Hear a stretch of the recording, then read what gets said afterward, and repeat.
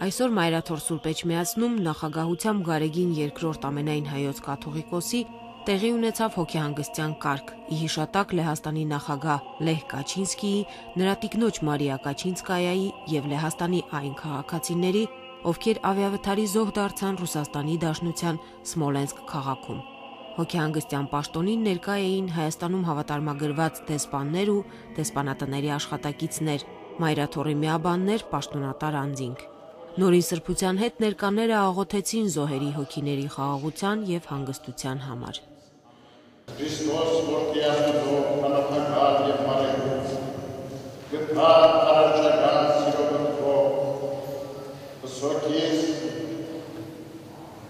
Լեհաստանի Հանրապետության նախագահ Լեհ Կաչինսկու և տիկնոջ նորա,